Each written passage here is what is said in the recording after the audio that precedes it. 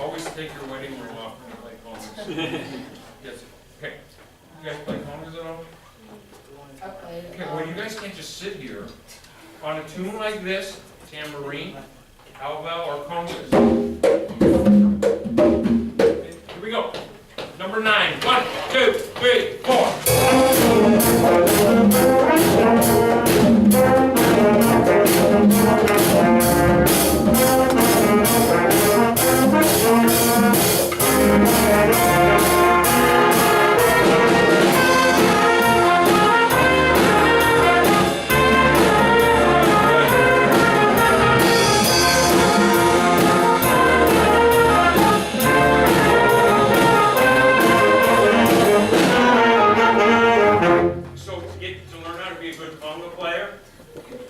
YouTube and type in the searching conga player, and you'll see Giovanni Hidalgo, the greatest conga player in the world, the Mozart of the congas. It'll be life-changing, and then you'll know what to play on this tune. Okay, on the bass drum on a rock tune, the goal of the bass drum is to catch all the bass figures or the low figures, bari, sax, and trombone. Okay, so let's go, just tweak things a little. Let's go at 9 again. I want you to see if we can get the bass drum more involved with what the bones are playing. Okay? 1, 2, 1, 2, 3, 4.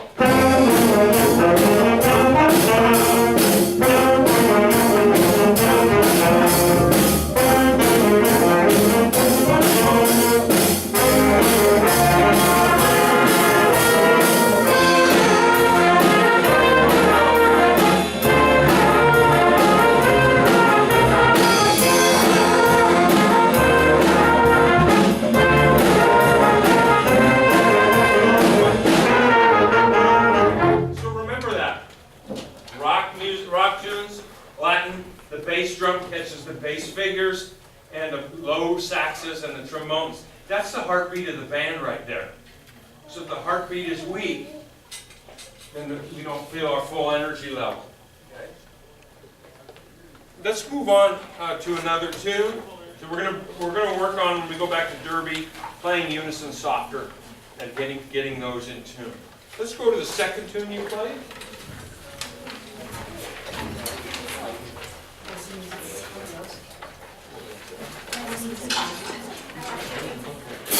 Okay, this was another tune where you stayed on the hi-hat the whole song. Boring. Time was perfect though. But come on, is that fun for you to play the hi-hat the whole way? No. No, it's boring. Have some fun, dude. Cut loose. 1, 2, 3, 4.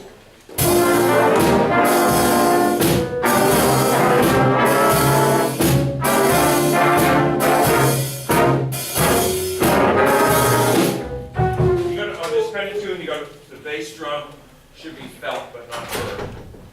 So you got what they call feathering it. All the articulations on this, guys, they're air articulations. Right here. It's all slurred.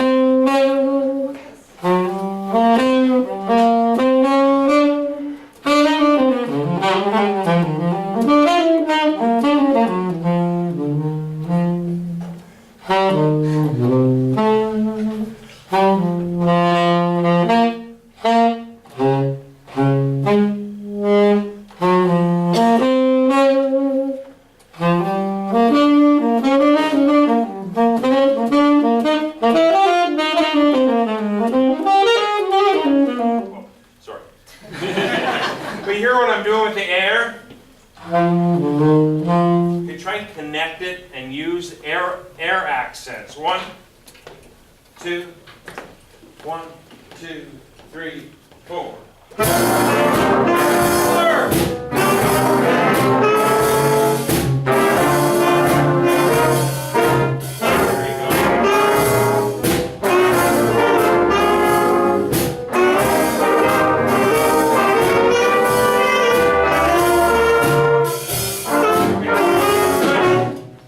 So consecutive eighth notes, you air articulations.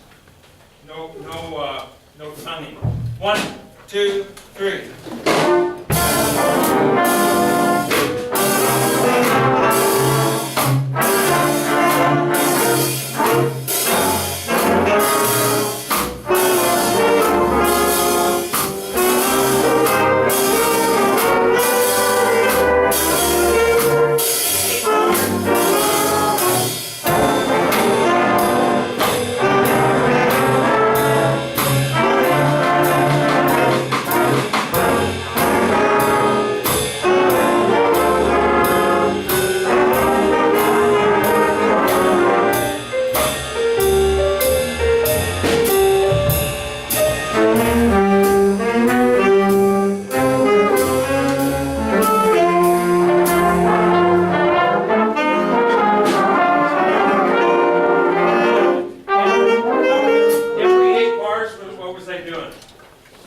Something different.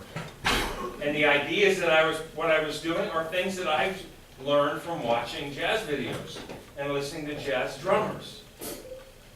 Okay, it's not stuff I'm making up. It's stuff that, when I was your age, 50 years ago, well, not quite, I went to a festival just like this, and someone stood in front of me, and I sat right there with my saxophone, and they said the exact same stuff I'm telling you, so I'm just sharing information. Okay, the way to learn to play jazz is through listening. It's not in a book. Really, that's the way to learn. Okay, let's go at letter C, please. Letter C. 1, 2, 2, 3, 4.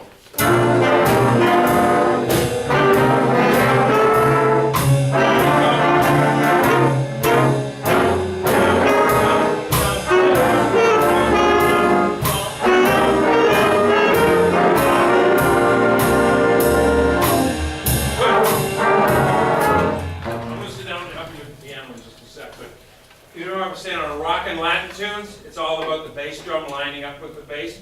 On swing tunes, it's all about the ride cymbal lining up with the walking bass. Dum, dum, dum, dum, right? Drummers, when you get back to Derby, I want you to practice this exercise. It'll really help the band. Triple, triple, triple, triple.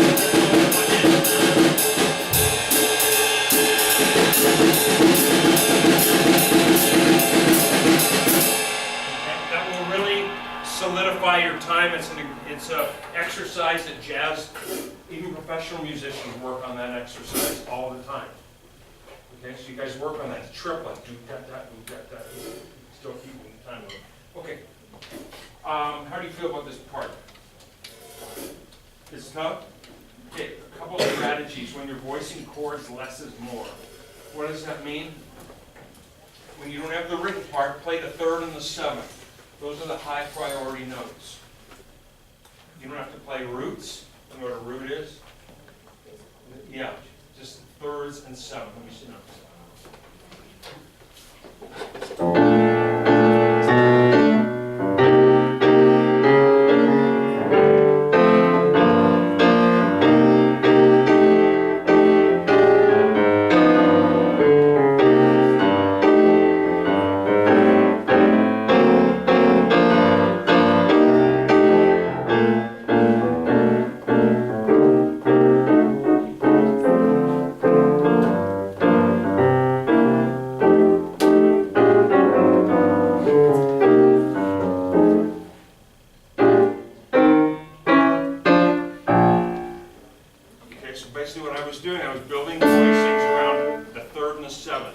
D and A are the 3rd and the 7th on that chord. D and A are the same on that chord. Actually, D and A flat. B flat and E flat. E flat, E. F and C. F and B flat. E flat, E flat. A and E flat. So you're going to have to go through with a pencil. Did you take piano lesson? Yes. Take this to your teacher or take it to your band director. And ask, I want you to take a pencil and pencil in what the 3rd and 7th are on each chord, and show it to your teacher to make sure you did it right. and play that in the left hand. Okay?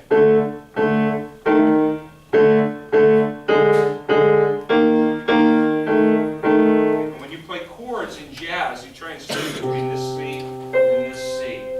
If you get any higher than that, it starts to sound thin. If you get any lower than that, it sounds muddy. Okay? Now that doesn't mean we don't do that. In general, when you're playing with a band, you want to stay in between C and C and try to fit everything in there. So what are the two most important notes? Third and the seventh. If you don't feel like every finger has to be playing a note, you can sound a lot hipper if you use less notes. Okay? All right. Let's go at letter D, solo section. D, 1, 2, actually C, check that, letter C. We didn't play D. Partner? We did not play D. Oh, you skipped that, okay. Let's go with C, please, C. 1, 2, 3, 4.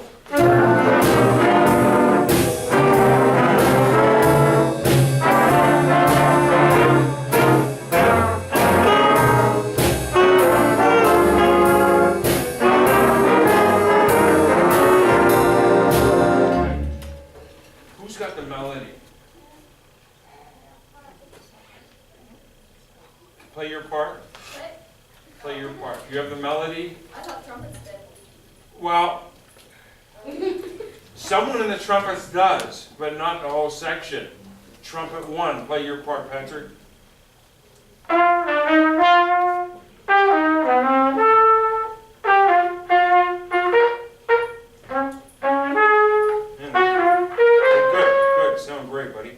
Add the lead alto to that, please. 1, 2, 3, 4.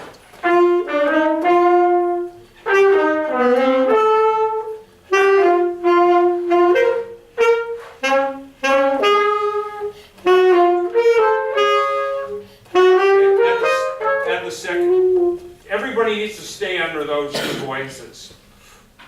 There's only 2 people playing it and 15 other people playing harmony. So you got to be listening for that. And you guys should get together, just the 2 of you, and figure out the tuning on that. And a couple of the notes are a little bit out of tune. Okay. So when you're playing C, always be listening for the melody and stay underneath that. Letter C. 1, 2, 3, 4.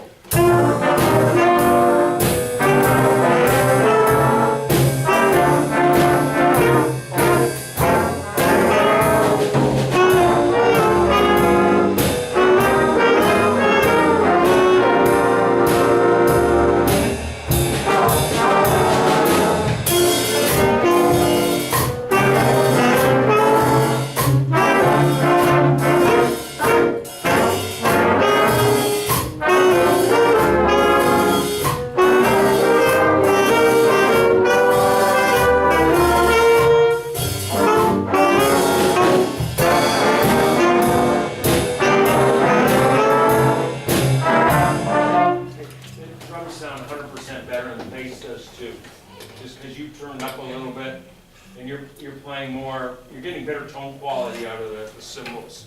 Just that there's little adjustments. Let's go to B, please. 1, 2.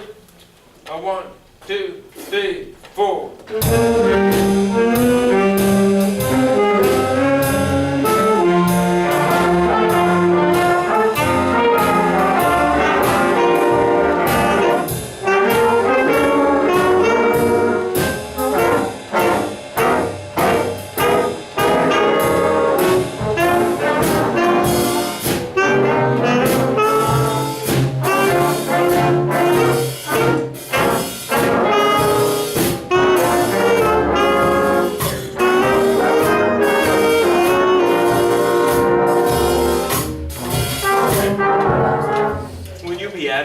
Section? Yes. Okay, so here you guys have pencils in your stands. Here's some strategies for the solos. Okay, alto, G, A, B flat, D, E. Write that in. Trumpet, write this in. C, D, E flat, G, A. Just write the letters. You don't have to write the notes on the staff. Tenor and trumpet, C, D, E flat, G, A. alto, G, A, B flat, D, E. You can play your whole solo on those 5 notes and they'll all sound good. There's a lot more you could do, but that's a good safety. Let me show you what that sounds. I'm just going to use those 5 notes. Here we go. I'll just play letter C, and I'm going to solo using those 5 notes. The rhythm section and myself. 1, 2,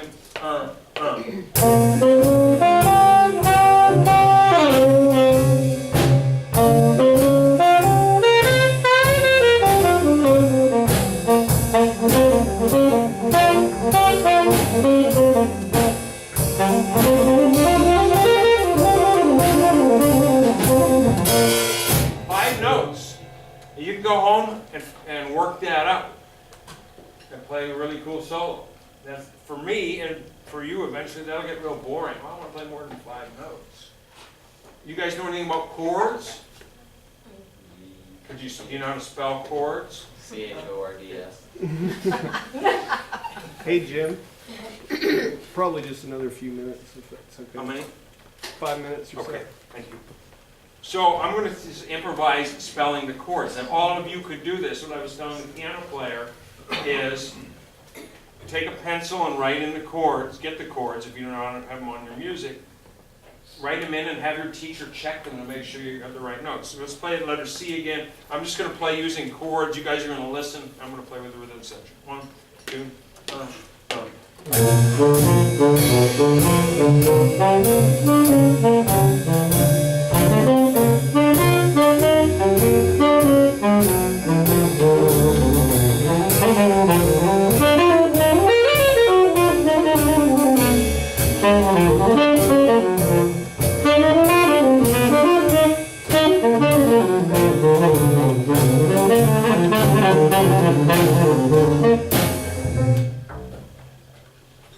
mostly chord tones.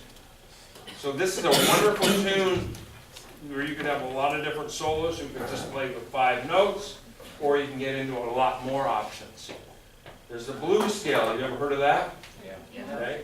There's a bebop scale. You ever heard of that? There's 3 or 4 different bebop scales.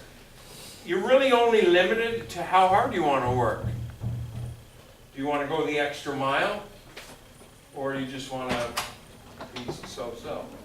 I can tell already the soloists in this band are hard workers. So I hope after today you'll continue to work harder and you'll start to be curious about the players on your instruments. It would make sense if I'm playing trumpet, I should know at least 5 great trumpet players and listen to them and see what they sound like. And 5 great trombone players, 5 great sax players. You know what I mean? Why play an instrument if you've never? It's amazing how many people have never heard what a professional saxophone sounds like, but they play saxophone. And now it's all free on the internet. You can check that out. I think we've got a couple minutes left. On Nice and Easy, we're going to start slurring more and not tonguing consecutive 8 notes. Let's go on to the first tune. Was that Orinoco? Bone solo is superb on this tune. My suggestion to you would be now, can you get up into the upper register? You know, I bet you can. I want you, when you get home, Google the name Bill Watrous. W-A-T-R-O-U-S. Plays everything in the first 3 positions, plays up high, really nice. I think you really like his playing a lot. Let's go to the beginning. Actually check that. Let's go at measure 13. 13, 1, 2, 1, 2, 3, 4. Slow. 1, 2, 1, 2, 3, 4.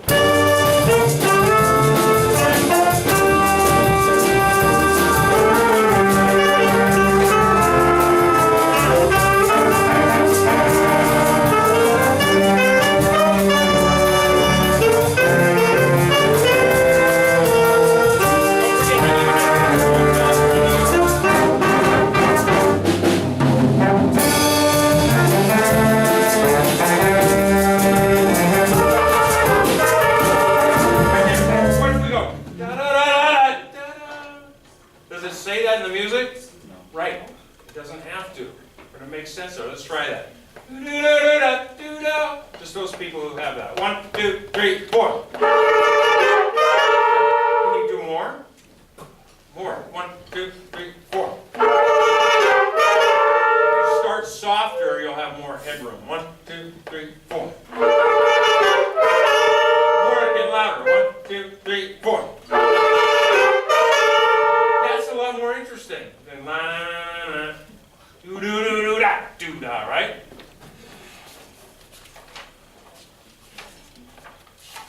Where's the trombone solo start? 71? No. That's alpha sax. Trombone starts 87. with 86. 87? 86. Okay. So this was 71. 71, everybody. 71. 70. 1, 2, 3, 4.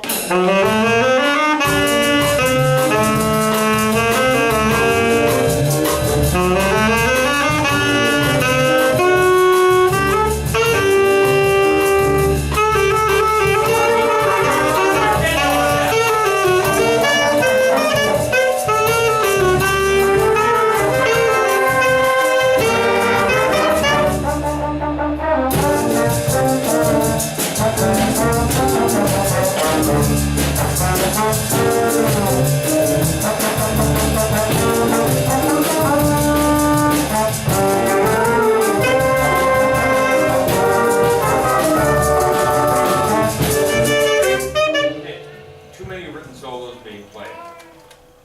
The essence of jazz is improvisation. I don't want to hear any. I'd rather hear bad improvised solos than good written solos. Okay, so let's not play the written solos anymore after today. Cool. Cool. I'm going to leave you with one more thing, then I think I've got to quit here. But I noticed on all your whole notes, like measure 84. There's a sforzando piano crescendo. You really got to exaggerate that. Boo-boo-da-boo-doo-dee. Yeah. You know what I mean? Hit it hard, get out of the way, crescendo into the release. That happens there at 61. Those whole notes, they have to have some direction. Measure 68 have to have some direction. There's all kinds of opportunities to add dynamics, even though it's not written in the music. But it's appropriate to do that. If you look at measure 49, the trumpets have whole notes, but the bones and saxes have moving parts. What do you think is more important? Moving parts. So the whole note should what? Back off fire. Right. So anytime you have a whole note, chances are there's something more important going on. So bring it down, even if it says double forte. Bring the whole note down, crescendo right into the release, and that gives forward motion. I really enjoyed hearing you today. You guys are doing some great things. You're a great teacher, obviously, and you guys really work hard. Thanks for being receptive to my suggestions, and hope to hear you again real soon. Thanks a lot.